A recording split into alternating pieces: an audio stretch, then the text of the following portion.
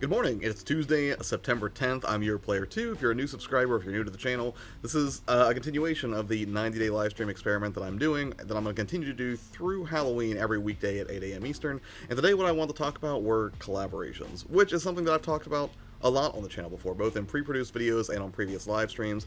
And if you're not familiar with collaboration as a concept, essentially that is, two people working together to collaborate on something to create something that is better than the sum of its parts. And, I think collaborations are an extremely powerful tool to leverage, the resources, abilities, or the audiences of two different creators to create something kind of cool and kind of, give you a voice that's a little bit greater than if either of you were to act individually. So, to that end, what I want to talk about today specifically were how I evaluate collaboration opportunities to figure out if something's worth pursuing or if it's maybe not worth pursuing. So, to that end, there are a few questions that I like to ask or things that I keep in mind whenever somebody approaches me about, the idea of a collaboration. And then also I keep these in mind if I'm going to be the one who's making that offer, right? If I'm going to pursue a collaboration with another creator, there's some things that I try to keep in mind. Caitlin, how are you doing this morning? Thank you for stopping by. So one of the first things that I would do if somebody, asks me about a collaboration opportunity is, do I even know this person? It's not uncommon for me to get hit up either in comments or in DMs for someone who's like, hey, I think we should collaborate. But if I don't know that person at all, or if you don't know that person at all, I would be very slow to just dive right into a collaboration with a complete unknown, right? Because there are a lot of things that you may not know about that particular creator that makes sense to sort of dive into before you're willing to make any firm commitment, in terms of how much production you're willing to allocate to it, or the idea really makes sense for your audience, or if it's going to make sense for their audience for you to be on their channel, if that's the case. So one of the first things that I ask is, do I know this person? If the answer is no, then the answer to the collaboration offer is almost 100% of the time going to be no. And it's not personal, it's just until I know that person a little bit more, or I at least have some familiarity with, with the kind of content that they're creating, the kind of person that they are, the kind of people that they serve, I'm not going to just commit to that right out of the gate, and I would strongly recommend that you don't either. So if I don't know somebody, that's almost completely a non-starter. Now, if I'm familiar with somebody, like I used Russ for the thumbnail of this video, because I have worked with Russ before on a collaboration. I think I've also worked with, like MC Mur, I've worked with Nostalgia before. More recently, I was invited to be over on Sent Spacey's channel for a Sonic the Hedgehog challenge. Chips, you have to help me work on the year. I'm not even going to do it this morning, because now you've got me self-conscious about it. But hello. So, these were all people, though, that I had gotten to know, either directly on YouTube or, more completely through Twitter, usually, in most cases. But, again, if I don't know somebody, if I have no familiarity with them, one of the first things that I do next, or one of the other questions is, what does that person's channel say about them? I had somebody, and this was months ago at this point, who they basically messaged me. They're like, hey, we should collaborate. I see that you're making moves. You're trying to make content on a regular. I respect that. I do something that's very similar, so I think that we should work together on a video. And I was like, well, I appreciate the offer. It's very cool. I'll go check out your channel, and then we can talk later. I went and checked out their channel, and, they were like, one of the things that they pitched me is, we work on the same kind of content, right? And, I went to their channel, and it was like 90% like weed accessories, which I'm not here to judge anybody indulging weed, right? It's legal in a good chunk of the country now, but anybody who just took a cursory glance at my channel and this guy's channel would know immediately that most of what he has on offer is not something that I would be involved in. It has nothing to do with what my channel's about. There was some gaming content over there, but ultimately I could kind of tell where his priorities lay, and it just was not a good opportunity, obviously. And, so if somebody does make that offer, it's not necessarily that everybody should just be flatly turned down. You definitely want to look into them a little bit. So that's one of the first things that I do, aside from just figuring out who are you, is to take a look at what your channel is, what it provides, the kind of audience that you serve. 8-Bit, what's up, man? How you doing? Zach, thanks for coming out, man. Hopefully the stream is doing a little bit better this morning. It looks like it's smoother, but I'm not 100% sure either. I'm checking the quality right now. It looks like it's pretty smooth. You guys not seeing any jumpiness this morning, I hope? And that's the thing. It's not just that I look at the raw content of what someone's channel has to offer. There are other considerations that I have as well. Somebody might make really awesome content, but it might be that they haven't done a video in like 6 weeks or 6 months, and then and maybe that's indicative of somebody who's trying, like, on a comeback. They're trying to get back to a place of consistency. But if you're somebody who asks me to collaborate, and I see that you're not hustling yourself, if you're not constantly on that YouTube grind putting out content on a regular basis, the odds are very slim that I'm going to agree to that opportunity. Because if I tell my audience, if I sort of vouch for you and say, yeah, I worked with this person, which in turn kind of poses the question like, oh, if you vouch for this person, then is that somebody who's worth checking out? And if the answer is no, then that's a very hard thing for me to justify, right? Because that's sort of like me betraying my audience. I might be able to make a very cool video with you, and you may have things to offer me that would fill gaps in my own workflows that might make for a better end product. But if the end result of that collaboration is that I'm going to be sending a chunk of my audience, or if I'm going to be telling people, hey, this person's worth checking out, and then you go there and there's really not a lot going on, well, then I've just wasted your time. That's not something that I can easily justify. So something else aside from consistency is, do we have similar topics? And in the example of the weed dude, not really. I mean, he had some video game stuff, but ultimately there was not enough that was, congruent between the two of us that would have made sense to pursue that collaboration. Even if his channel had 10 times the subscribers mine would, even if I got a small bump off of that collaboration, those people probably aren't going to be really interested in me doing 8 a.m. live streams about how to be a YouTube content creator if the only thing they're interested in is, which water bong is most cost effective. So probably not the best situation for me, probably not the best situation for viewers, probably not the best situation for his viewers. So sometimes when you evaluate these opportunities and you're looking at whether or not to pursue a collaboration, it also makes sense to look at what you're going to do for the other person. If the answer is not much, then sometimes it makes sense just to tell them, like, that's just being a good dude, right? Letting somebody know, like, hey, I'm not going to bring a lot of value to your audience. So, and something you can do there instead of just like a flat out no, I'm not going to collaborate with you, is you may know other people who are more in line with what that person has. And if you want to do them a solid, even though you're saying no, to kind of take the edge off of, what is essentially rejection, see if there's somebody else in the space that that might be a better fit for them. And that's something you can do, is make that recommendation. I'm glad there's no buffer. Fabian says a sonic boom is heard and a dramatic entrance is performed. Hey guys, I've arrived. Yes, hello Fabian, how are you? Are you working on that, are you still working on that edit? I saw you post that picture the other day. And that's the other thing, is your experience, useful to me or my audience in some way, right? Is the content that you put out, is it going to be something new that gets provided to, to my viewers that they're going to appreciate? If so, that makes a much stronger, proposition. And the other thing too is, like, are our styles, goals, principles, our audiences in alignment? Kind of the same thing there, but that's something that I'm definitely going to look at. Is, if you're serving somebody who's exclusively into retro stuff, for example, and the only thing I ever did was modern gaming, might be kind of a harder sell. It might not make sense for me to work with you, just because it's not going to be beneficial to you in a dramatic way. Sushi, what's up? How you doing? Literally just woke up 2 minutes ago. Yeah, I think I got up around 5:30 or 6 this morning, and it was a struggle. I'm feeling a little bit tired, but I'm being aided by no small amount of caffeine. Did you know Minecraft isn't made of squares? It's actually made out of cube and half rectangle. I did not know that. That's interesting. Keon says, I've been tidying up my bedroom and improving on how my Luigium is displayed. Now, is that something you're doing for your channel, Caitlin? So the next thing that I would ask is, even if, let's say that, somebody, all of these things do line up, right? They're making content that makes sense for you, makes sense for the audience, there's something you bring to the table, there's something they bring to the table. Does it have a clear value proposition? Because even though everything may look like it's in alignment, is the video that you're creating together, does it have a reason to exist? Does it provide something that's going to be super entertaining for either your audience or their audience, or ideally both, because there's going to be a lot of crossover there? Or is it going to, be in alignment with what they're doing? For instance, one of the collaborations that I did was with Rocker Gaming, where, at the time I was doing a lot more accessory style videos, and he had sent me that Yoshi dog shield that I put out on the channel, and in that case, it made sense. Like, a lot of people did react positively to it, but ultimately, if, my channel had never done any type of video game accessory or production stuff, then it probably would not have been as good of a fit. And even some of the collaborations I have done aren't always the best fit, but that's one of the things that you learn the more you go through the process, right? The more you create content, the more you work with other creators, the more you start to become a little bit more discerning about the things that make sense and the things that don't. So those are just a few of the things that I want to talk about this morning. Really just, the things that go through my mind whenever somebody approaches me about an offer for collaboration. Again, do I know who you are? If not, I need to take the time to figure out who you are. And if I do that, are you somebody who's actually hustling? Are you putting out content on a regular basis? Are you easy to recommend to my audience if we make something that's very, very cool together? Are our styles, goals, principles, audiences in alignment in any way? Because if not, that's going to be a harder sell. And then finally, does it have a clear value proposition to either party? Because if not probably something that I'm going to be willing to pursue if I can't clearly point to and be like, yes, people will appreciate this because, I have evidence or other videos that I've done before that people have been positively receptive to. Same on the other side of the fence as well. Did you plan out all these topics for the 90 days in advance, or do you just go day by day? It's more week by week. I don't really do it like the day before or the day of or anything like that. Usually what I'll do is on the weekend so far is I've come up with like 5 things that I know I want to talk about through the week, and then I'll flesh them out a little bit more through the week, if not all of them on the weekend. Ken says, I just gave my 2 Baby Luigi plush a special place, which is in a basket with one of my baby blankets, and I just ordered the 3rd Baby Luigi plush last night, which will be added to the basket. So, again, I know you're a bit of a Luigi fan, especially if your icons to be believed, Caitlin. I thought this was a cute way to display them and help them stick out from the rest of the Luigi plush. Yeah, that would definitely do it.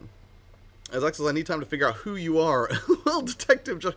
Well, no, I mean, I'm just saying, right? Like, I mean, and then some people will talk a big game. They'll be like, I've had people tell me, like, I see you only have 5,000 or 6,000 subscribers. I have 50,000 subscribers. And then you go check them out, and it's not even a matter of content. It's just a matter of what is their strategy, because that could be a situation where someone, basically, they try to leverage that social proof of having a high subscriber base to kind of lure people into a collaboration to give them, well, more social proof, right? They start to spread their message, spread their brand through other creators, but then you go and you check them out and it looks shifty, and one of the things that will look immediately shifty is if somebody has a ton of like high view counts or things like that, but then they don't really have a lot of comments. That might point to some shifty behavior, not something you may want to endorse with your brand. So that's something else. I mean, it's not like I'm asking people for their social security numbers or anything like that, but again, if you're coming to meet Cole with a collaboration opportunity, that's sort of weird, right? Now, almost anybody in this chat was like, hey, let's collaborate, I already have an idea of who you are, right? You're hanging out here on the channel on a regular basis. You're not a complete unknown to me.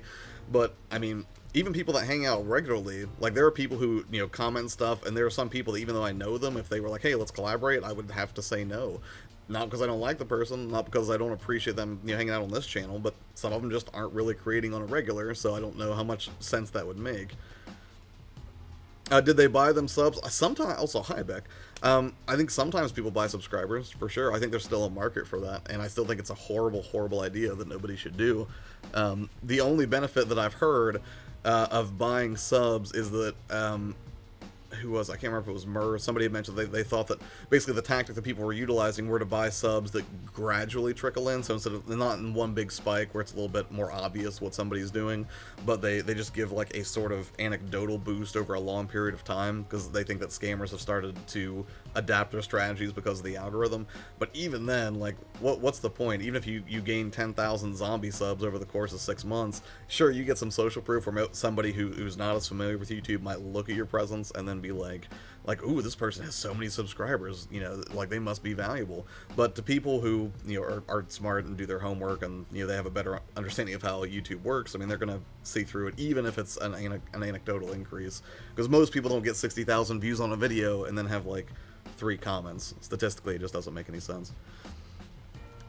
No tea here today, Lola. Right now I'm starting out with showing my Luigi Minutes updates on Twitter. Then, when I think it looks good enough for a room tour, that's when I plan to make my YouTube channel. I will be keeping an eye out for that, Caitlin. I'll be curious. I'm glad you're hustling.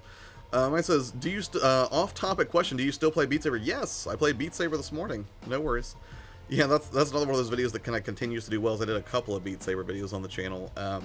Which, again, that's still one of the things that I'm struggling with, right? I'm sure a lot of people look at me for collaboration opportunities and they're like, this guy's kind of all over the place, right? Because I do like, like gaming channel tips and strategy and gear and stuff like that, but then also try to do video game stuff myself, which is still something that I'm kind of struggling with, and I've come to the conclusion I'm either A, overthinking it, and I just need to do stuff that I enjoy, that's fun, that still has a value proposition to the audience and that it's entertaining or informative in some way, or B, I split it off on another channel, which sounds terrifying because that would be a lot of work. Maintaining one YouTube channel is a lot of work. Doing 2, that's more than I can do right now. That much I know.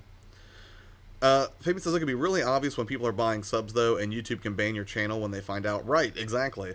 Like, there are so many reasons not to do that. The chief among them is probably the fact that it's a blatant terms of service violation on YouTube's, against YouTube, and, if you spend $2,000 buying a bunch of subs to look like you're balling out of control on YouTube, and then you get your account canceled, I mean, that's not a good use of your time.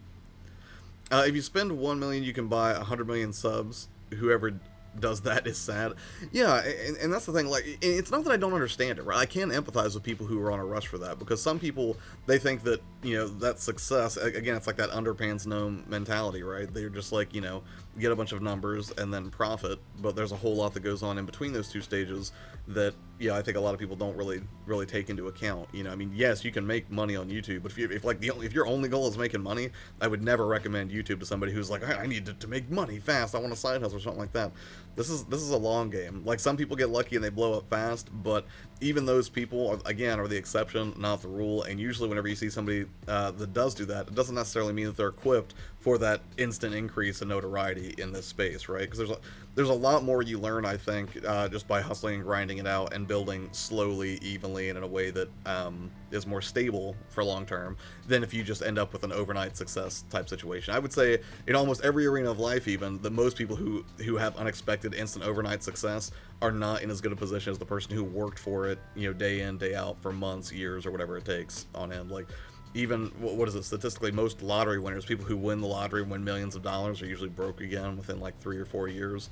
And I think it's just because most people just aren't equipped to handle, you know, all of the new challenges that come with playing at that level. People actually pay others to subscribe to them. I never knew that until today. Well, not an education point, Caitlin. I would not do that. But yeah, there are actually people out there who will. I mean, and that's the thing. If there's any place, you know, whether it's YouTube or if it's something online where numbers are in play and somebody wants to have more numbers than somebody else, then you can be sure that some, you know, entity will materialize out of the shadows and find a way to be shady about that and provide people shortcuts. Because a lot of people like the idea of success, but they don't like the idea of working for it, which takes a long time. So if there's a shortcut, that becomes awfully appealing. Even in like MMOs like World of Warcraft, for example, you know, especially back during vanilla, which a lot of people are feeling that pain now that World of Warcraft Classic is back out. You know, it would take a while to get up. I think it was 1,000 gold that you would have to get your first mount at level 40. In the old days, that was really, really hard to do, even before an auction house, I think. Was there always an auction house in WoW? I think that came in a later patch. But the point is, you know, there are people who all they do is they just farm gold all day, and then they sell it to people through shady third-party sites. And I'm sure it's not exclusive to World of Warcraft. It probably happens in other MMOs too, but, you know, it's the sort of risky behavior that can get you banned, and it sort of undercuts the hard work of everybody else, and ultimately provides very little value for you. You know, even in World of Warcraft, like, yes, you may be able to spend $40 and get 1,000 gold to buy a mount, but if your account gets terminated or you get banned, then you're just out $40 and you don't get to play the game anymore. Kind of the same thing on YouTube. Yeah, you can buy subscribers, you can buy views, you can buy comments, but I would never recommend you do that, because if YouTube finds out that you're doing it, you know, you get your account terminated, that sucks. And then on top of it, all those people don't matter because they're not truly engaged fans of your work anyways. They're basically just bots. That's all they are. They're not going to provide any long-term value for you. So you might think to yourself like, ooh, $50, and then I get 1,000 comments. But, you know, at the end of the day, real human organic engagement is one of the things that will drive your success on the platform. Like most things, like most businesses, if you're treating your YouTube channel as one, which I advocate for if you're in that mindset. But long-term value just isn't there for it. Long-term risk, absolutely there for it. If you buy levels and you have a bunch of ads on, yeah, it's not a great strategy. Yes, unfortunately, and it's pretty obvious. Yeah, in a lot of cases, it is obvious. Like, it was so weird for me if I see someone who videos got hundreds of thousands of views and like 2 comments. I'm like, that's not adding up. I agree, that's just crazy. It's like paying people for attention when it should be the other way around. Yeah, actually, I think it's a pretty good observation. At least when you're making content to entertain, I find it more prideful than anything. Yeah, I mean, some people, again, I think those are the people that don't love the process. They don't love the act of actually, you know, making the video or trying to put something out. They just want the notoriety that comes along with it, but they're not willing to put in the hours, which, and again, I can sympathize on some level, because it is a ton of work to try to build up a following on the web. You know, if you don't have a love for the process, you know, it takes some time. Good morning, Quicksand. How are you? D-Dub, how are you doing today? Jakin says, Josh pays me to show up here. I pay you to leave here. That's what I do, Jakin. You know, with you, it's the complete opposite. You just muddy the waters. Lola says the gradual growth is really rewarding, plus you don't get into trouble. Right. Yeah, like, I feel way better knowing, like, if I make a video that blows up or does really well, or if I can look, you know, just month to month or year to year at the analytics and I can see, okay, I'm 3% better in 2019 than I was in 2018, that's a win for me, and I'm perfectly happy with it. You know, I don't need a million subs to be excited to keep doing this every day. I'm perfectly happy knowing that people will show up on a regular just to talk, hang out, and appreciate the content that I do create whenever I get back to pre-produce, which, gotta be honest with you guys, I miss it so much. There's a reason I've been doing a few more edited videos on Twitter, just because I miss editing so much. That's one of the things I've learned through this process. Even though it is fun to have a direct connection with everybody and get up at 8 a.m. and do this, I absolutely miss making pre-produced longer videos for the channel. Diggs, what's up, man? How you doing this morning? Anything exciting going on in your world? But yeah, and that's the thing. I'm not trying to paint, you know, people who want to collaborate in a negative light here. I'm not saying that everybody who wants to collaborate with you is just out to see what they can get from you and they have no value proposition. Far from it. Lots of the people that I've collaborated with are tremendous creators, and they're hustling and they're putting out content on a regular basis, and they're worth checking out. But at the same time, I think it makes sense to protect yourself, because once you, even companies, even Amazon can take advantage of this, and I'm sure some of you in the chat have gotten like emails from Amazon sellers who are just like, you go buy this thing and review it for us, and you know, I'm just like, no, I don't want to do that at all. I did that one time before I sort of got wise to that whole thing. You know, I get emails pretty much every day or two. I will get some new email where someone's like, we watched your channel and we really loved it and we really need you to review this shower head. And I'm like, if you watched my channel for more than 2 seconds, you would know that I'm not going to be reviewing a shower head or like a garden light on this channel. But, you know, and that's the thing. It's because businesses right now, they absolutely see the value in word of mouth marketing, which has kind of always been. Their word of mouth is, you know, back when it was more like small businesses, like small towns and everything, before the days of the internet, word of mouth was very powerful. Nothing's really changed. Word of mouth is still powerful. It's just scaled up so, you know, just so much bigger thanks to the web. And now companies are looking for ways that they can more fully leverage that, because they see that, you know, traditional forms of advertising, TV, you know, radio ads, things like that, aren't nearly as effective as, you know, one guy like Fabian, who's got like 50,000 subscribers, to go out there and say, hey, drink Jolt Cola, it's incredible. There's a lot more value in that for them, and a huge return on investment. But where it gets sort of shifty is they want the return on investment, right, or the media exposure of you talking about their product in a video, but they don't want to pay you the dough for it, even though they're already saving a ton. You know, even if they would just chuck a creator a couple $100, that's already a tremendous savings over what they'd have to shell out to get the same ROI for, you know, a traditional media buy. Hey Josh, can we collab so I can use your names and steal the subs? Yes, I would. Now that's different. I would collaborate with you in a heartbeat, Nathan, because I know you are a complete delight, and I know you're out here hustling. And you're objectively hilarious, which is, you know, another win. So, yep, you can steal subs all day long. Phoebe says, I had a makeup channel ask me to collab once. Made no sense. Clearly didn't even watch my channel. You mean you don't do makeup tutorials? That's crazy. I don't know, if a makeup thing asked me to collaborate, or if they asked me to make a video for them, I'd be tempted. I would just have to find somebody who knows what they're doing to put it on me. It might be funny. You know, if somebody did that, I think I would almost make a parody video. Like, I would actually do it and promote their product and give an honest feedback on it. But I would probably leverage it as some sort of a teachable moment, right? Like, be careful who you collaborate with, or, you know, some people they just want to utilize your audience. They don't really care about the content you put out. I would do a makeup collab in a heartbeat. If you were over here, I would absolutely let you put makeup on me, Nathan. You know, I would trust your judgment. I don't know how to do it. I would trust Beck to do it. She knows some things about makeup. Gamer Thumb, the beauty guru. That should be your April Fool's joke this year, man. You should be like, you know what? I've made a decision, and then just quick transition into a fully made up Fabian. Just be like, we're gonna do makeup tutorials exclusively moving forward. I think your audience would get a kick out of that. I would get a kick out of it anyways. Or maybe it's just, you know, because I have some weird desire to see in makeup. This is taking a very strange turn this morning. Hi, we sell on Amazon. We love your enthusiasm while having no heads. Will you review our headphones? Yeah. And that's what those emails look like. Like, they'll come in strong, just like, we watched your channel, we loved everything you have to do, but we got these really awesome garden gnomes. Will you review them? It's a really bizarre take. Ken says, these ads appear on various websites, just tempting me. Wait, I missed what you said first.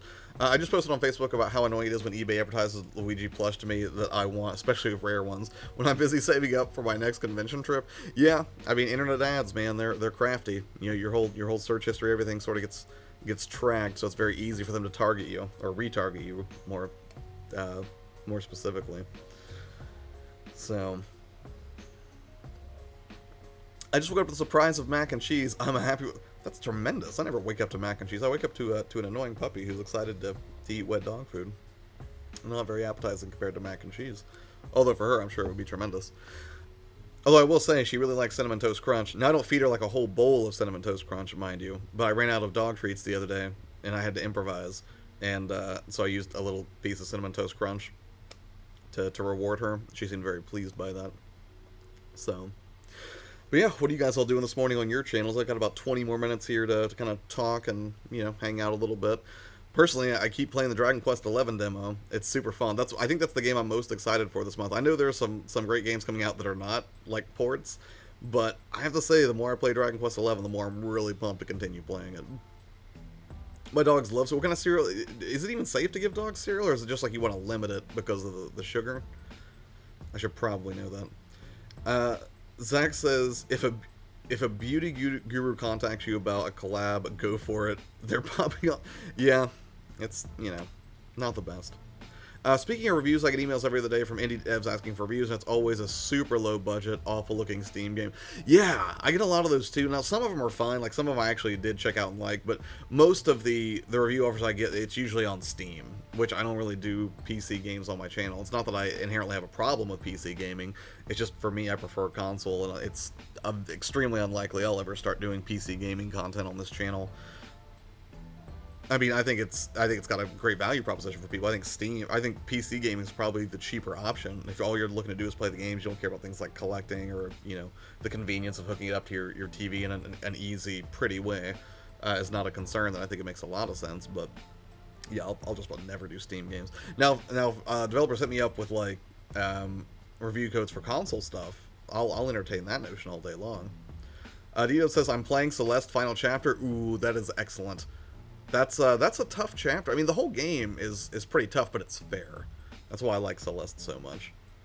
I have a physical copy of that that's going to arrive someday. I'm not sure when. Limited run. I think they had to hold back production because there was new DLC, and they want to make sure that was included too, which, at this point, I mean, I've already beat the main game, so I don't mind them, you know, making sure that's packed in. I think that's actually a pretty nice inclusion, but, you know, the delay always sucks a little bit. Same with The Messenger, right? I was super excited to play The Messenger, but as soon as I saw that game come out on digital, I was like, I know this is going to get a physical copy, and it did, but, you know, the game is months and months and months old at this point, isn't it?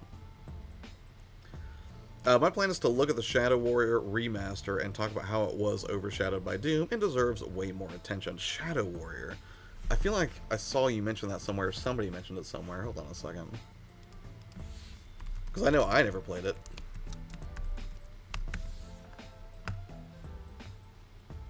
What did that get a... was it... Hold on.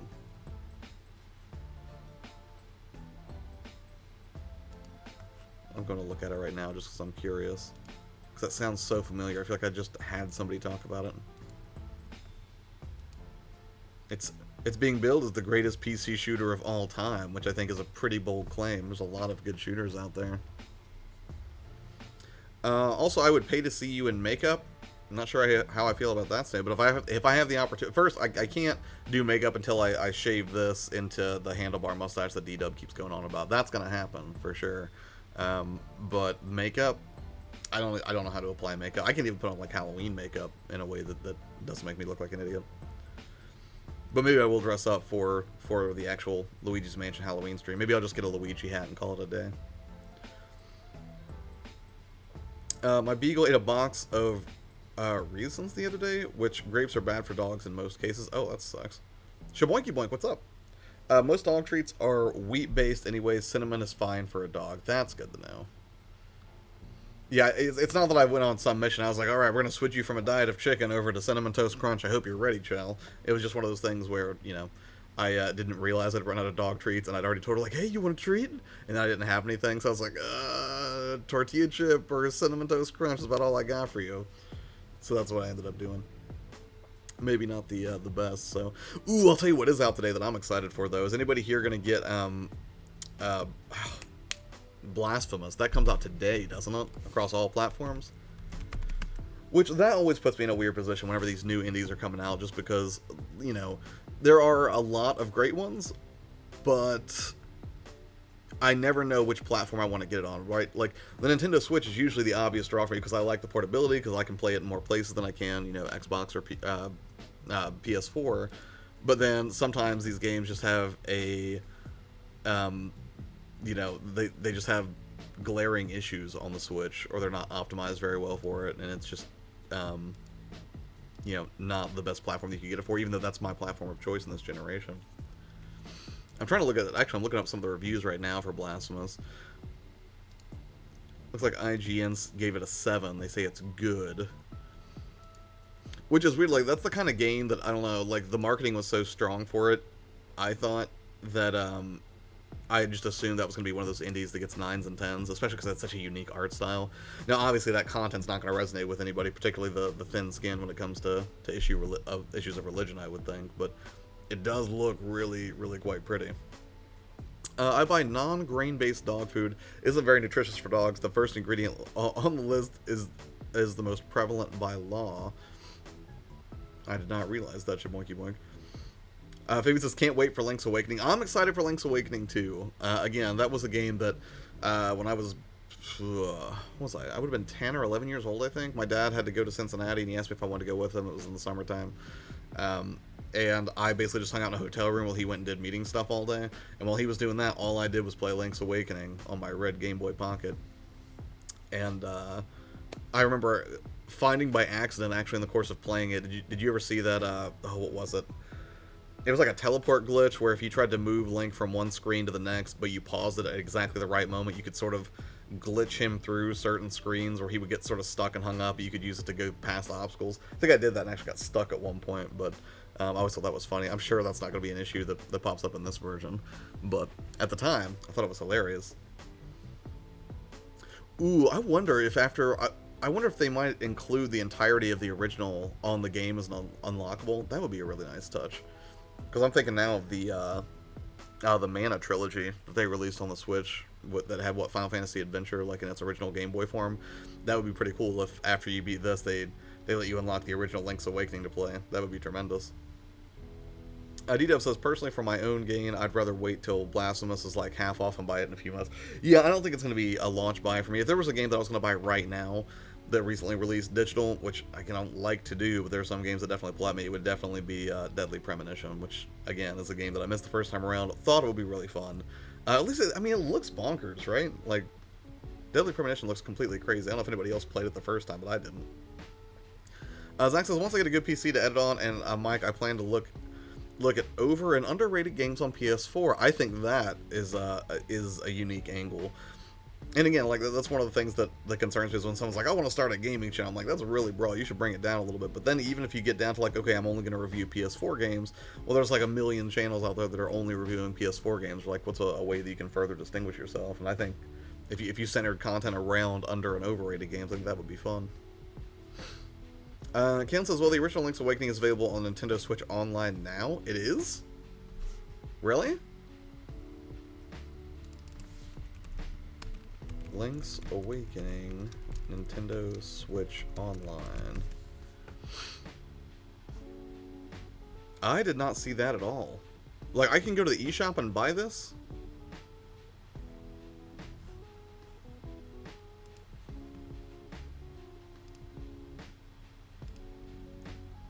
Because that's crazy.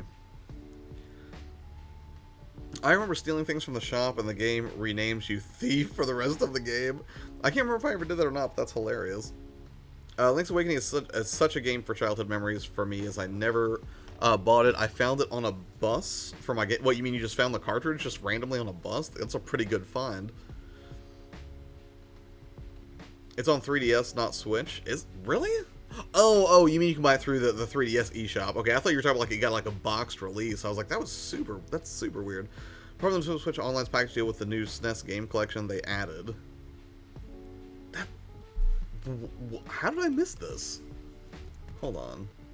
Link's Awake. Oh, wait. Are you talking about Link to the Past? Because that was on Super. What do you use for your background music? I just use Pretzel. I literally just downloaded right now. Actually, I need to switch it over to Avedon's music. I just haven't done it yet. I'll probably get that done this weekend. But that originally was just a test of Zelda and Chill, which is an amazing, amazing collection of music. You can find it here on YouTube. You can find it on Spotify. I think you can buy it on iTunes. But yeah, that's Zelda and Chill, and it's a wonderful collection of like just remix of Zelda music in a very lo-fi way. Oh, sorry, I got those 2,000. No, you're fine. I was like, this is crazy. I could have been checking it out way before now. It's so weird just looking at like right now. I've got a Game Explain side-by-side graphics comparison up, and it's so nuts looking at that. Just seeing how basically the original layout is intact. It just looks so much prettier and so much more detailed, but like the fundamental location of items, like where trees are positioned and stuff like that, is effectively the same. It just looks so much prettier, and now you've got a widescreen view of things. Link's Awakening is a Game Boy game, not SNES. Correct. I haven't played much of the Zelda games, but I do want to get into the series. I haven't played a ton of them either. Like I've never beaten A Link to the Past. I only played it briefly at a friend's house when I was a kid. I would like to beat it someday. I did beat A Link Between Worlds. That was great. Ocarina of Time I beat. That was great. Majora's Mask I couldn't get into. Twilight Princess I did not like because I just felt like I was stuck in tutorial forever, and I couldn't stand it. What was it? Let me just look at the list of Zelda games. It's probably easier for me to run through than trying to run through all of them from memory. Okay. I did play the original Legend of Zelda when I was a kid. Actually, I remember my grandparents playing that one. Zelda 2, I liked, but I didn't finish. I didn't like it as well as the first one. Where are we at? Yeah, I didn't like Majora's Mask. I did replay Ocarina of Time on the 3DS and beat it again, and that was nice. Wind Waker, I tried to get into, and I kept getting frustrated at the time. I was playing it on GameCube, and I was in college. And it was one of those things where like I would play it and I would get super into it, and then I would basically like peace out for like 2 weeks. I had a lot, exams or things that I had to study for, and then I would come back to it, and then I would just be in the middle of the ocean, have no idea where I was supposed to be going or what I was going to do next. And I'll tell you a game that rectified that problem for me, because that could still happen today theoretically. But one of the things that I love about Dragon Quest is every time you boot Dragon Quest 11 back up and you go to start your save, like you get a little pop-up and dude starts telling you, here's what's happened so far, and basically recaps the last 5 or 6 things you did in the story, so you know exactly where you are in context and you can get back into the action without being completely lost. I love that. I wish more games did it. Shamonkey Point says, I once did a jar glitch in Ocarina of Time and defeated my Mega... And what? Oh, deleted my Megaton Hammer and couldn't defeat Vivol. That's awful. I'll tell you one thing that's been endlessly fascinating to me, speaking of Zelda, is just watching people do speedruns on Breath of the Wild is like the craziest thing I've ever seen. Like, they are so incredibly precise, these Breath of the Wild speedrunners, in terms of exactly what they do to just barely make it out of harm's way for each individual section they have to bypass to get, like, the glider that they need, or, the associated armor, or whatever it is they're after. And that's completely crazy to watch. Like, I don't know, it's just not a game that I would think of for speedrunning, and people do it, what, I'm gonna say in like 30 minutes time or something like that. Like, it's insane to watch.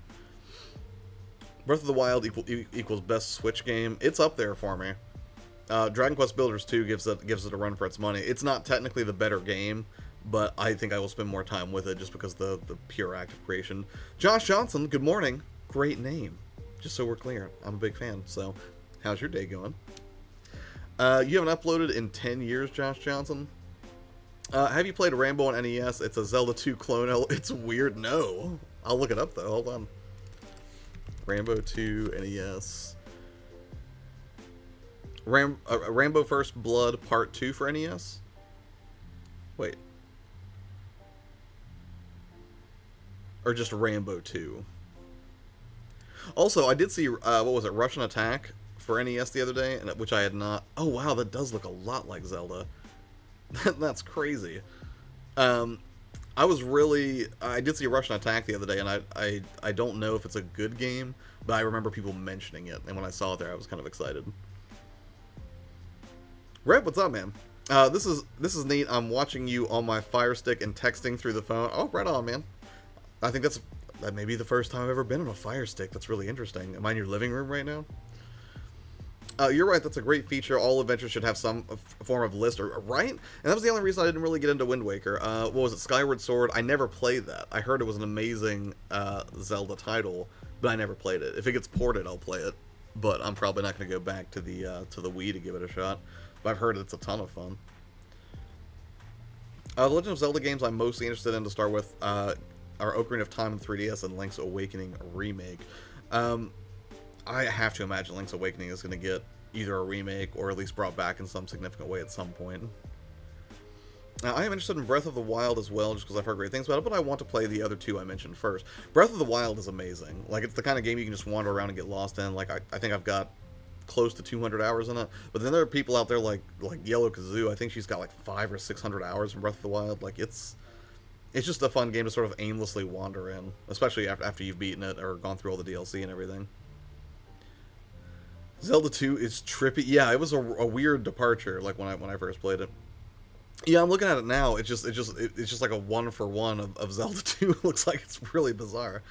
Josh is heading to work so far. It's a great day. I'm glad to hear it, man.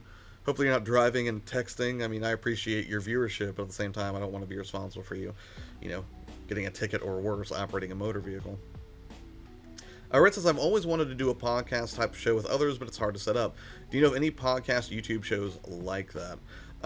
Yeah. The Chillcast happens every Friday. I'm on that every Friday at 10 p.m. Eastern over on Abaddon's channel. But he does one, and then, hold on, the Game Looters do one as well. If you go check out this gentleman right here, Abaddon, we usually just talk about recent gaming news over there, and he has me on every Friday. And then, make sure I have the link here right. I should probably just have these keyed in. Hold on. And then the Game Looters, they do one every Thursday at 11 p.m. Eastern, 11 p.m. Eastern, 8 p.m. Pacific. And I will be over on their show this Thursday if you want to check them out, which I highly recommend. Dom and Cynthia are fantastic people. The Game Looters. Yeah. Both of those people are definitely worth following. I played Russian Attack a ton before I found Contra. Ooh, actually, well, first off, let me ask you, Dick, is Russian Attack worth buying in 2019? Because I have the option to do so at one of the shops I went to recently. But second of all, Fabian, what do you think about that new Contra that's coming out? Are you getting it? And if so, which platform? Because I'm assuming that has to be multiplayer, right? That's like a top-down shooter sort of Contra, not side-scrolling. What is it, Contra Rogue Core? Because we learned about that at E3, like we had the inside track, as I recall, right? Because that looks like ridiculous, over-the-top fun, but I don't know if it's, I only want to get it if I know other people are getting it that are going to be down to play it, I think. It looks fun. It looks like off-the-wall bonkers, but very much in the spirit of Contra. That's cool. I'll check it out. I cannot pronounce that. Used to have one on Twitch, but they were terrible at setting it up and being consistent. Yeah, Abaddon's been remarkably consistent. Like, he has done the Chillcast. I want to say, how many episodes in is he at this point? At least 50. I think, and usually I make all of them with the exception of, hold on. Like, if I've got work stuff going on or something like that, then Chillcast. Yeah, he's at 65 episodes. I mean, basically every Friday if you go to Abaddon's channel at 10 p.m. Speaking of which, Fabian, I know he wanted to have you on there sometime if you're still down for that.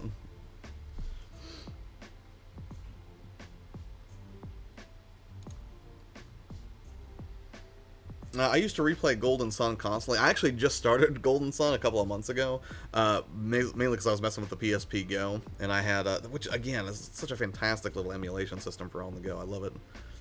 I dig says, I mean, it's okay, but it can get dull. So it's not like a must-have then when it comes to Russian Attack. Spawncast is every Saturday. Oh yeah, Spawncast, right. They've been HD PBR capture cards. Now they don't do anything special. Wait, who did? What are we talking about? Phoebe says, I'm going to get the new Contra probably on Xbox or PS4. I hope it's good. It looks like a PS2. Yeah, it does. Like, I don't know. Like, I was getting some Shattered Soldier vibes from it. Like, the graphics don't look like, you know, crazy great, but the gameplay looked fun. And, you know, like, if a game's just wacky, like, even with Deadly Premonition, right, that game looks pretty bad, right? Even as a not even a remaster. Well, I guess it would be a remaster. But, you know, I'm still excited to play it. Like, if it's fun, it's got interesting characters, the gameplay is solid, you know, I can deal with that. Although it's weird, though, like, I'm wondering if I'm going to love or hate Deadly Premonition, because that's one of those games that's just completely polarizing. Like, for me, looking at Deadly Premonition, it seems to me like it's like the Napoleon Dynamite of video games, right?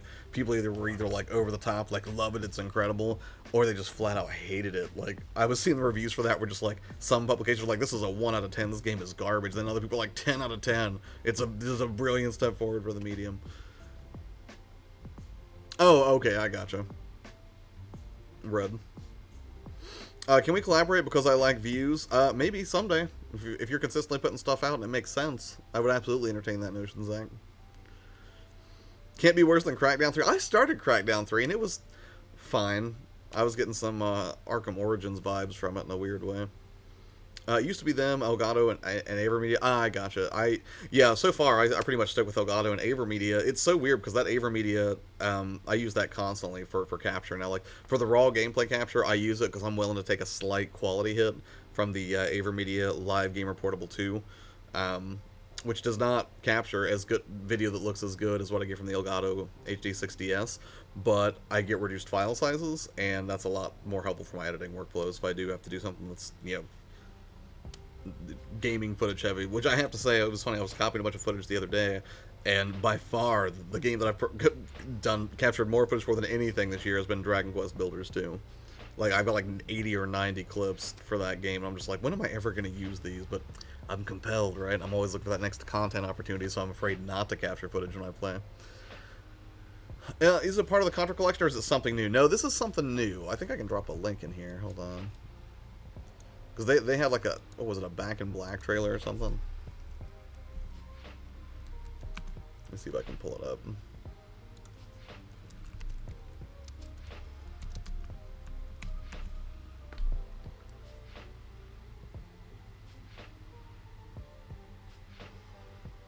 Yeah, here's the Switch trailer.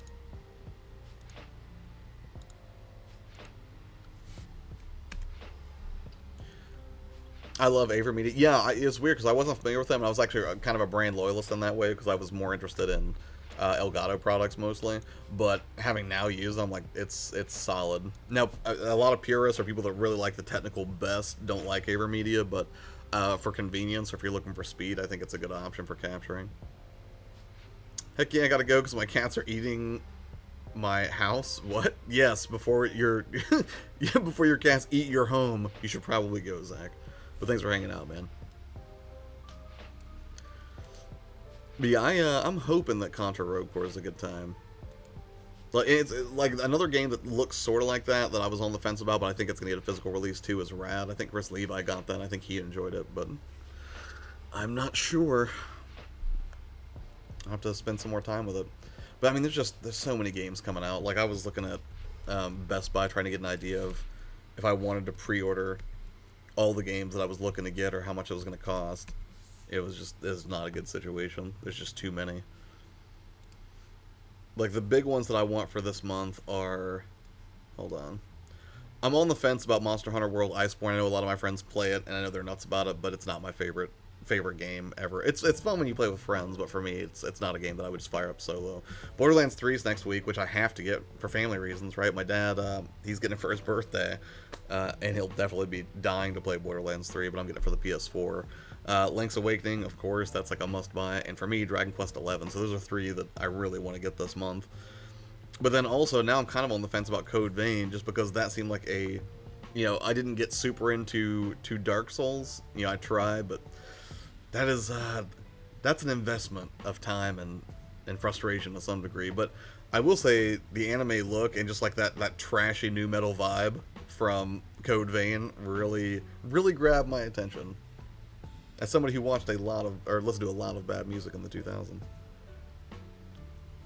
What's so good about Dragon Quest XI? First impressions. First off, let me say this will be my first mainline Dragon Quest game. But one of the things that really sold me on it is what has become my baseline for video game reviews, and that is Tim Rogers' review of Dragon Quest XI. But then I started playing the demo, which is available now, and your progress carries over into the retail game ships.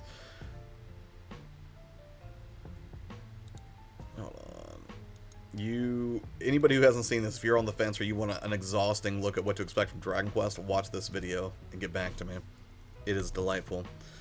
But for me, it's a traditional sort of turn-based JRPG in a lot of ways, but it's just got a really fantastic presentation. The characters are rich, the dialogue's good, it's very interesting. It's got a lot of quality of life things that I can appreciate, including again, like I mentioned earlier, the recap, where every time you pick back up on the game and load your save, they give you a helpful little reminder of where you've been, what were the last things you did in the game before you left, and then what to expect moving forward, and kind of set you on the right path. So it's big and open world, but it's also sort of linear in that way if you want to ignore side quests entirely and just continue on with the main story.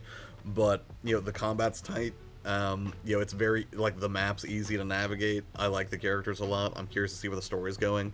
And everyone's told me, even though it's like a solid 70 or 80 hour game, they're saying that in the last half of the game it almost becomes a different game. And I'm not sure what they mean by that, but they're saying that the story shifts in a pretty dramatic way, and so I'm curious to see. But prior to that, the most Dragon Quest I'd invested in was Dragon Quest Builders 2, which, again, I still fire that up all the time. But another thing that was interesting for me about Dragon Quest XI is the way apparently a lot of Japanese players play it, which is like as a bedtime story, which, aside from being objectively adorable, I have tried with the demo, and it works pretty well. It's a massive game, but one that you can absolutely enjoy in short bursts, as short as like 15-20 minutes, and have a good time and make some progress. Like, I've really enjoyed Dragon Quest XI so far. Early next year is what I'm waiting for. For which game? What are you talking about? Yes, that is the hour-long review, and it's my favorite review ever. Tim Rogers nails it and provides so much additional context into, like, how players from the Far East or that culture reacts to the madness of Dragon Quest, and it's just a really interesting watch. Yeah, I think his delivery is hilarious. Watch Dogs 3, Final Fantasy VII Remake, Cyberpunk 2077. Yeah, those I would say that I'm excited for them in reverse order. Cyberpunk 2077 I'm most excited for. Final Fantasy VII Remake is a very close second. Mainly because I'm still on the fence about pre-ordering that crazy collector's edition that I know Chip's pre-order because he's a maniac. And then Watch Dogs 3. Only because I played the first Watch Dogs, really liked it. Played Watch Dogs 2 a little bit, and then kind of fell off of it. But I may have to get into the third one. But, much as I would love to stay and continue to, talk games and YouTube stuff for, hours and hours on end, alas, I cannot. Time for me to take off and go to work. So, thank you guys for hanging out this morning. Really appreciate it. Hope you enjoyed some of that content at the beginning of it. And I think tonight I will be streaming Man of Medan with my buddy Daniel. I think we are going to try to complete that story or get closer to it, because we'd already started playing that co-op horror game. And then if Daniel's not available, so help me, I think I'm going to try to finish the Blair Witch, which was creepy, to say the least. So, anyways, you guys enjoy the rest of your day. Take care, and I will see you on the next stream. All right.